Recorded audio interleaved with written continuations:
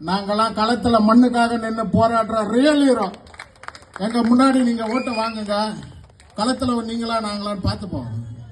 களத்துல ஓட்டு வாங்கின்னு வர சொல்ல மக்களுக்காக சேவை செஞ்ச வேல்முருகன் அண்ணனா, இல்ல சினிமால வந்து கூத்தாடிட்டு உன் சீனு போட்டுட்டு டூப்பு போடுறதுக்கெல்லாம் நீ வந்து கைத்தட்டல் வாங்கிக்கிட்டு ஒரு நல்ல சிங்கர் பாட்டு பாடினா நீ பாட்டு பாடின மாதிரியே வாயாசிச்சுட்டு ஒரு நல்ல மியூசிக் டைரக்டர் மியூசிக் போட்டா டான்ஸ் ஆடிட்டு போற மாதிரி களம் கிடையாது. இது உண்மையா இந்த மண்ணுக்கும் இந்த மக்களுக்கும் பிரச்சனை சொல்ல குரல் கொடுத்து எவன் நிக்கிறானோ அவனை தலைவனா ஏத்துதான் இந்த தமிழ் மக்கள் வழி நடத்தி தலைவனா உருவாக்கி இருக்காங்க.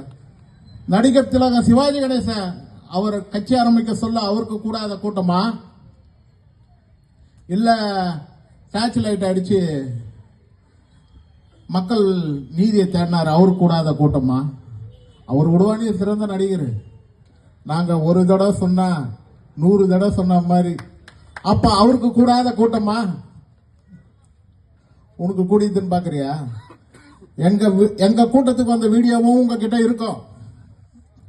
இதே கூட்டம் பிவி களத்தூர்ல நடந்தது கடந்த வாரம், அந்த வீடியோவும் இருக்கும். இந்த முக்கிய நிர்வாகியை தவிர்த்து அந்த வீடியோல ஜூம் பண்ணி இதே கூட்டத்தை அங்க இருந்தாங்க அதே கூட்டத்தை இங்க இருந்தாங்கன்னு நீங்க காட்டிட்டு பார்க்கலாம். ஒரு ஆளை உண்டால காட்ட முடியாது, ஒரு பெண்மணியும் காட்ட முடியாது, ஒரு ஆண்களையும் காட்ட முடியாது, நிர்வாகிகளை தவிர்த்து. இந்த கூட்டம் என் அண்ணன் வேல்முருகனுக்காகவும் இந்த தமிழ் மண்ணை நேசிக்கிற தமிழ் மக்கள் இருக்கிற ஒரு கூட்டம். இது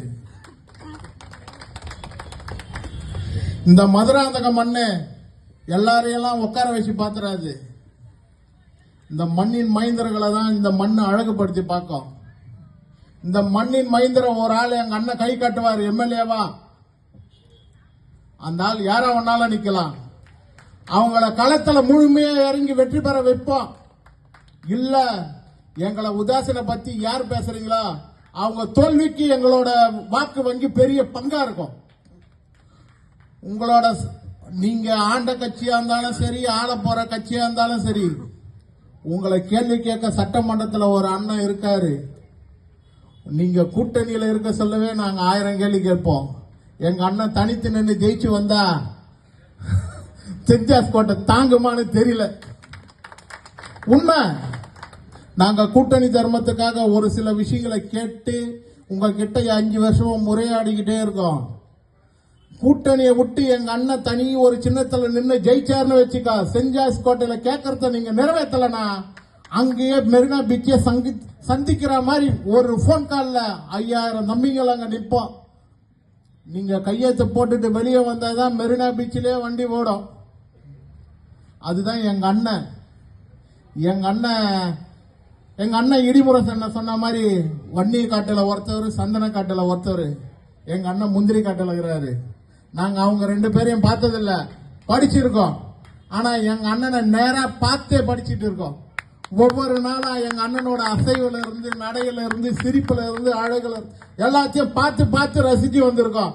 எத்தனையோ தலைவர் வந்திருப்ப, எல்லாரும் புறம்போக்க பட்டா போட்டு பார்த்திருப்ப, எல்லாரையும் மண்ணு திருடி பார்த்திருப்ப, எல்லாரையும் குடிகாரனாவும் ஒரு சிலர் பார்த்திருப்ப, இல்ல எவனாவது ஒருத்தவங்க பொம்பளை பின்னாடி போனதையும் பார்த்திருப்ப, அதுவும் வீடியோவாவும் வந்திருக்கும். எங்க அண்ணனை அவரோட வாழ்க்கையில இந்த தப்பு செஞ்சாருன்னு சொல்லி ஒரு இமையளவு சொல்றதுக்கு இங்க யாருக்கும் தைரியம் கிடையாது. எங்க அண்ணன் உத்தமரு, நல்லவரு, தங்கமானவரு. எங்க அண்ணன் மாதிரி இன்னொரு தலைவர் இந்த மண்ணில் பிறக்கவும் மாட்டா, இனி பிறக்கிறது கேட்டா.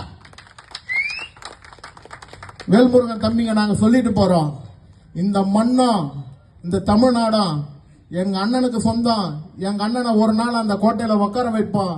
அன்னைக்கு இந்த தமிழ்நாட்டு மக்களுக்கான எல்லா கையத்தையும் எங்க அண்ணன் ஒரு நாள்ல போட்டு முடிப்பாரு. அன்னைக்கு இந்த தமிழ்நாடும் தமிழ் மக்களும் விடுதலை பெறுவாங்க. இந்த வாழ்ப்புக்கு நன்றி கூறி எங்க அண்ணனை வணங்கி விடைபெறுகிறேன். நன்றி, வணக்கம். நமது